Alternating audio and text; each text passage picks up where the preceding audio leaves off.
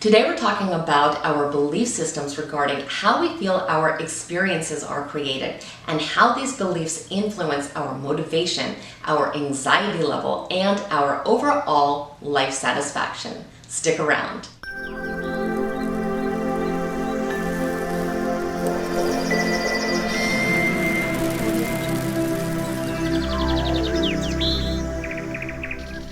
Welcome back. My name's Nina, and here at this channel we talk all about our emotional well-being, understanding our own psychology, and leading our best life possible. So if you aren't already a subscriber, please go ahead and become one. We definitely want you to stay connected. So the concept we'll be talking about today is one of the most significant determinants of how much we believe in our own ability to take charge of our life. It represents how we see the world and how much influence that we believe we have over our own life experiences. We may feel like we are passive bystanders that are just at the mercy of whatever happens to us in our life, or we could take great responsibility for everything and feel like we have a great deal of control over the outcomes in our life. We call this orientation locus of control. This is a concept that was originated by Julian Rotter during the 1950s and can be defined as an individual's perception regarding the main causes of life events. It really boils down to one question: is destiny controlled by external forces beyond our control, or is it actually in our own hands? So we can think of that word locus as simply meaning location. So what we're really asking is, where do we think the location of control comes from? Does it come from the outside world, or does it come from within? So depending on how we answer that question, it will determine whether we have an internal or external locus of control. And this belief affects our life more than you could possibly imagine. So today we're going to talk about how we can determine what our dominant locus of control is, where these beliefs come from, the benefits and drawbacks to each one, the role that it plays in our life and our outlook, and how much ability we have to actually alter this mindset. So knowing our locus of control is extremely important because it really helps us determine what our life attitude is and whether or not we feel like we are a victim of circumstance.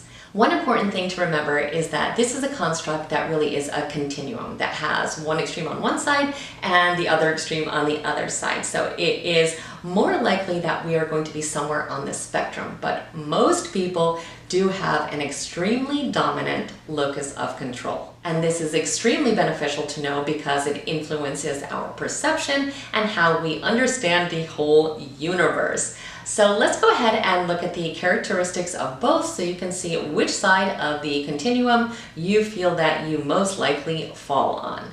People with an external locus of control often feel hopeless or powerless in challenging situations, tend to blame outside forces for their circumstances, frequently feel like a victim, do not believe they have the power to change situations, make excuses for perceived failures, often feel trapped or helpless, and do not take credit for any successes in life, but rather feel that they are due to chance or luck.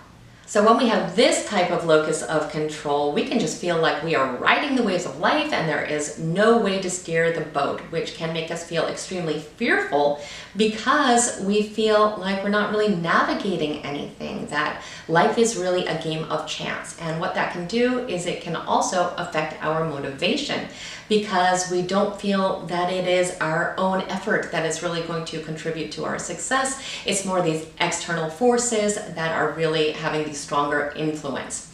It can also cause us to have an extreme amount of anxiety because at the root of anxiety for so many people is that feeling that they're not in control. So when we perpetually live in this state, of course, we are going to feel very, very anxious.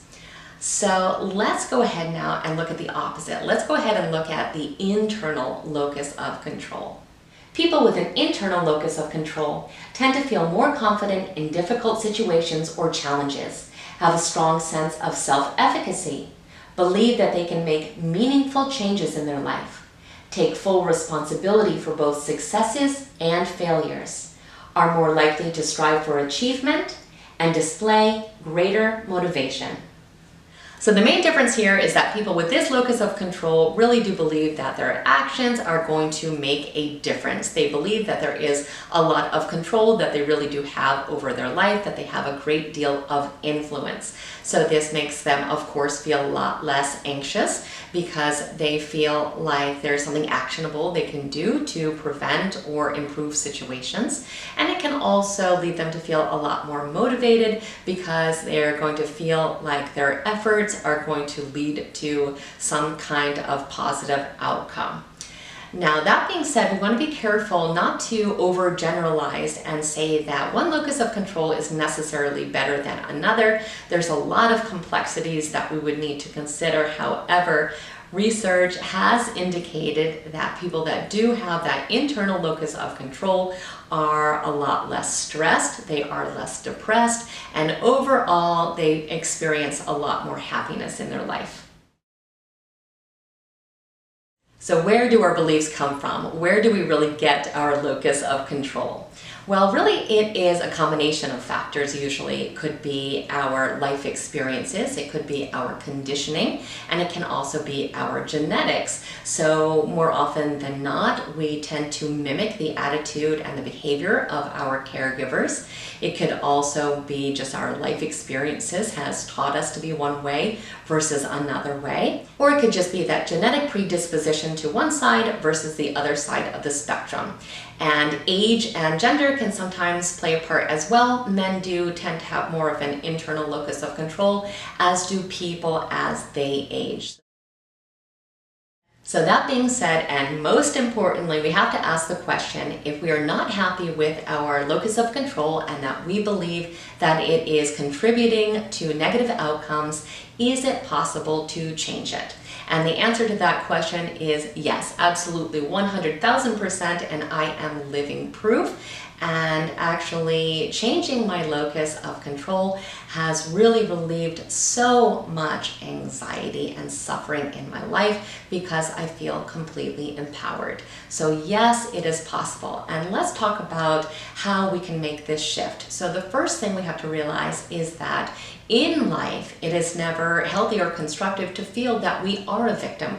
We have to start understanding that it is possible to control things in our life. Now, we can't always control what happens to us. Sometimes we can, and that's something that we need to learn as well, but that's not always the case. But what we can control is how we think about it, how we feel about it, and how we respond to the situation.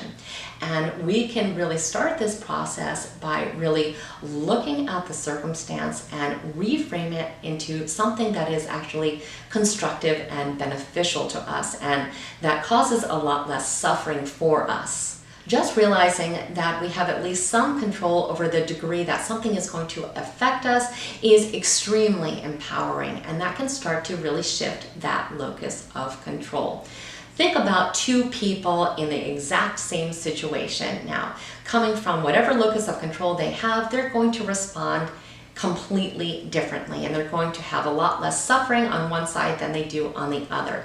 And knowing that two people can have two entirely different experiences is proof that this is something that can really enhance our life satisfaction and our happiness, and of course our anxiety levels. So it is definitely something that we want to work towards, and it is something that is entirely possible. So when we're actually in situations that we do feel are overwhelming and that we feel like we have no say in the matter in, we need to sit down and brainstorm two things. The first thing is any actionable strategies. Are there any steps that we could realistically take to help the situation? And secondly, we want to think about what mental shifts that we can make to help make the situation cause less suffering for us. What is going to make this easier on us? Also, we have to remember that how we think is going to directly influence how we feel and how we behave. And when we are really shifting how we feel and behave, we're really changing everything about the situation in and of itself.